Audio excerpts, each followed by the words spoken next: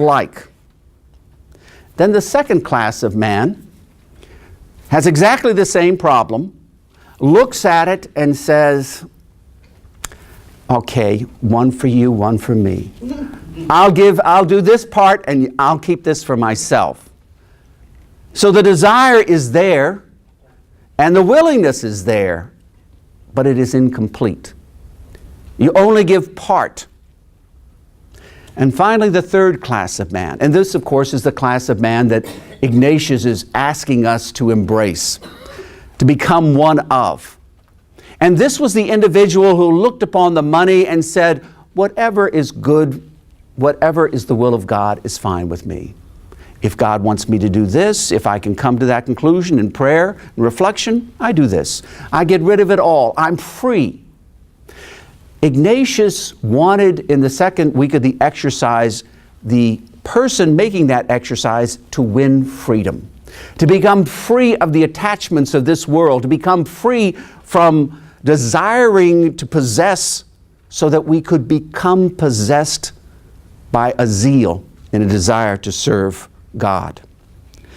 That service is only possible through serving and imitating Christ. The second week seeks us to become imitators of Christ.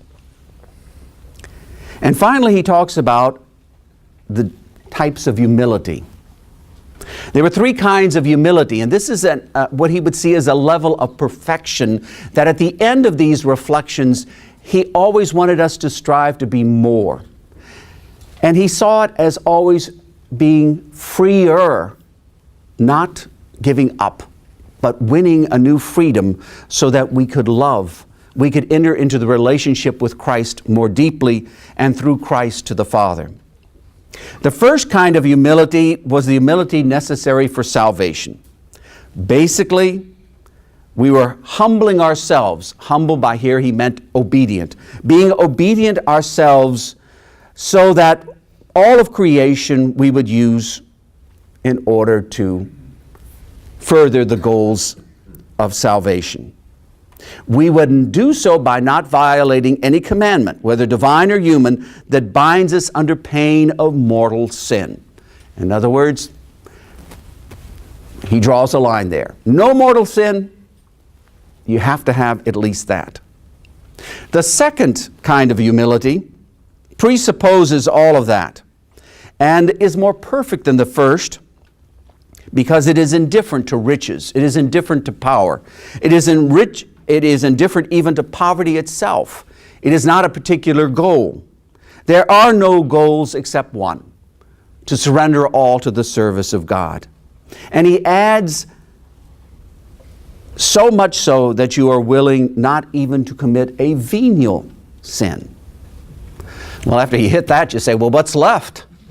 What does he want more? There's a third degree of humility. And the third degree of humility is actually to desire and choose poverty. To be poor because Christ was poor. To be abused because Christ was abused. To be rejected and counted a fool because Christ was rejected and counted a fool. In other words, to identify so with Christ, the desire is to lead the same pattern of life. Ignatius, in his own spiritual development, said at one point that if it was up to him, and it would cause no offense to anyone else, he would like to put feathers on himself and dance into the street, and people would count him as mad, so that he could suffer the abuse and humiliation, so that he could experience humiliation as Christ was humiliated. Now, of course, he didn't realize in New Orleans it probably would have started a parade. But in his context, for him, this was that third degree of humility. Not only to surrender, but to be so a part of Christ that he wanted to do exactly what Christ did. That was one of his great drives, ultimately, to go to Jerusalem, to go into the places where Christ had been, so that he could experience the places concretely.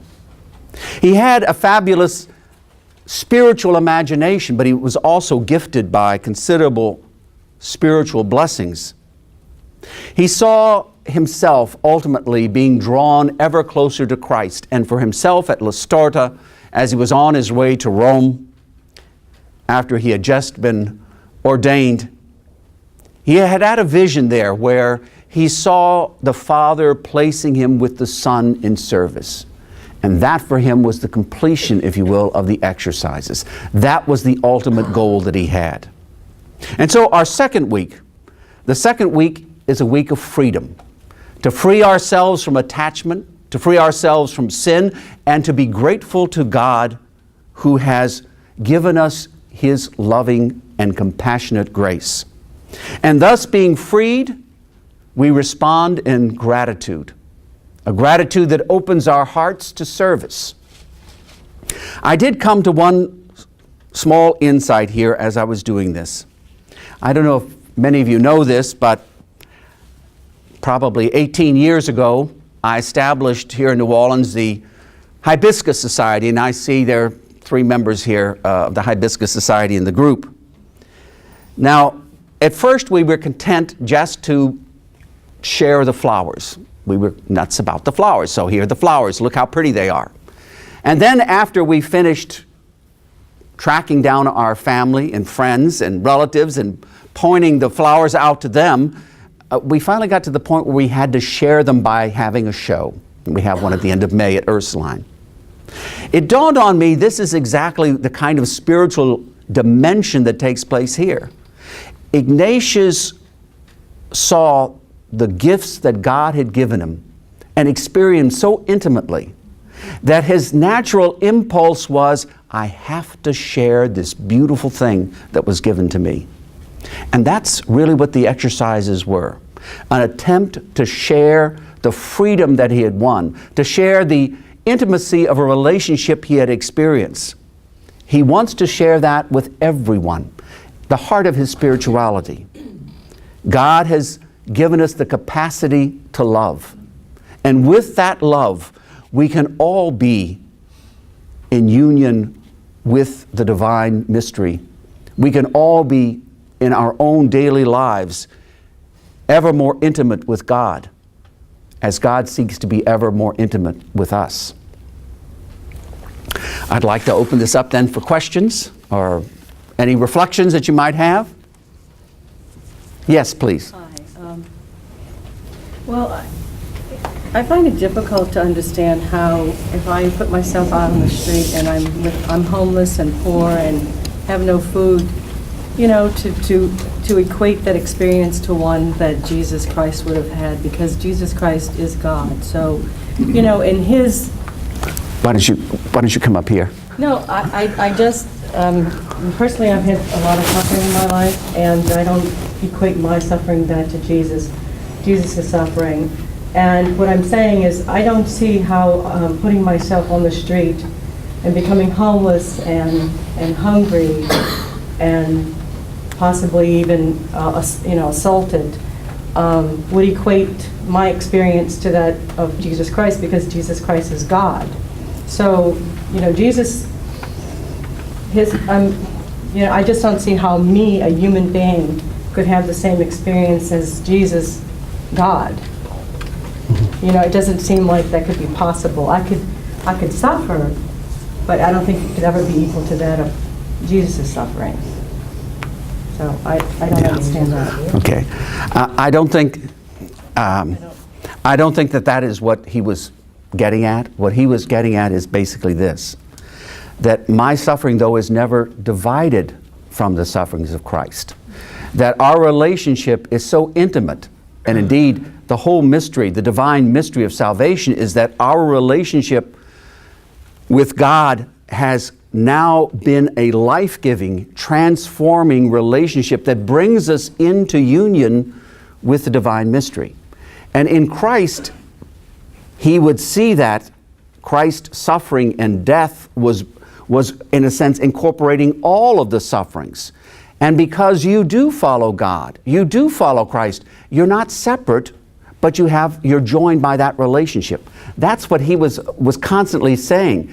you're not by yourself, you're in a relationship. And because of what you do suffer, this also participates in the divine salvation, because nothing will be lost because of that relationship. It's the intensity of the relationship that he was, in a sense, almost fixated on, because he saw himself as a part, and then he saw himself being brought with Christ to be one in a relationship with the Father. And that he sees for everyone. So he doesn't say, this is good, or it's not great that people make fun of him. Ignatius was such a poor Italian speaker that the last time I was in Rome, one of the judges would say, you see this corner? This is where Ignatius used to preach, and he was so bad in his Italian, the young boys would throw vegetables at him. Now, it didn't bother Ignatius that that happened, because he felt like, this is my freedom. So in a sense, his spirituality is almost kind of a hippie spirituality, if you will, because he's saying, my freedom is there because God has loved me, and I can suffer these things, and they are not, in a sense, crushing my personality. I'm doing everything that I'm doing for Christ. And if I should suffer these things, the more the better. Why? Because this happened to Christ. And you don't come to the third degree of humility. That's a grace. When I was a novice and we did these things, and I said, oh my God, what are they talking about? I can't even get to the second one. And they're already talking about a third. How do we get to a third? Well, you don't ultimately. It's ultimately a relationship that grows and brings you to that point. You don't do it. In fact, you don't do really any of it. And that's what he came to understand. The spiritual exercises was an experience of a relationship. And in that second week, it's a relationship that calls you to service. It calls you to be one with Christ. It calls you to experience God on a more intimate level than you have before. And that's what he's asking you. Touch, see, taste, feel. He wants you to experience right there, this is what it felt like. Because he identifies then so deeply with those feelings, with that experience.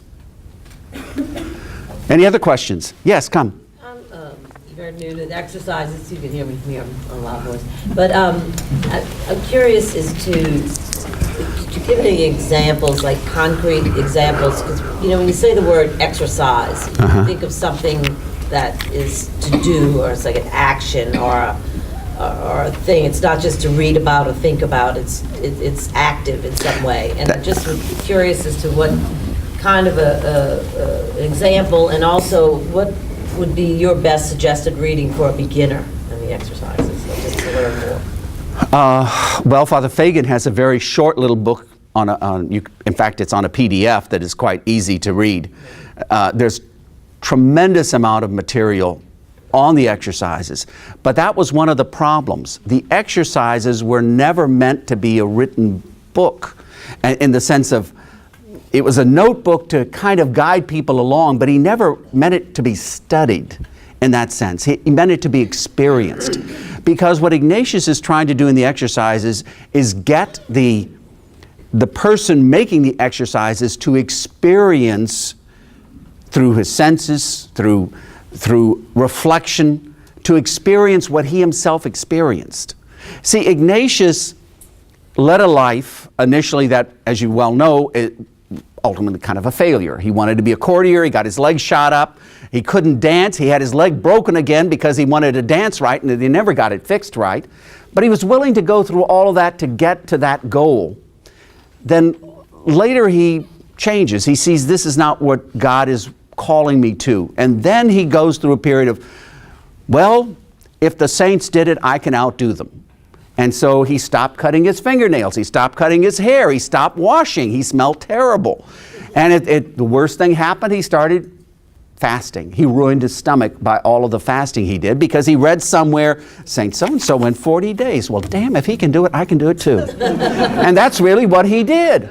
And then he says, wait a minute, but this isn't getting me closer to a relationship with God. This isn't doing it. It's self-serving, my own idea of what it means. But really, if I want to get closer to God, I've got to follow Christ. And that's what he wants us to do in the second week. Christ the abused, Christ the poor, Christ ultimately the crucified, but Christ the loving face of God. That's what he wanted us to do. And so to do the exercises, I would say the most important thing is, there are several things. There's another PDF, this small little thing that Howard Gray did. If you look up Howard Gray, spiritual exercises, he goes through each week and explains sort of what was the goal of each week. That and Father Fagan's book are two good places to start.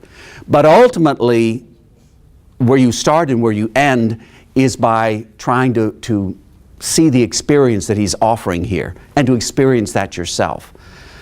Ignatius believed you don't move without the principle and foundation. The principle and foundation, everything flows from a good and loving God. Everything comes back to a good and loving God. That's his philosophical statement. That's where you start. First week, sin has come into the world through disobedience.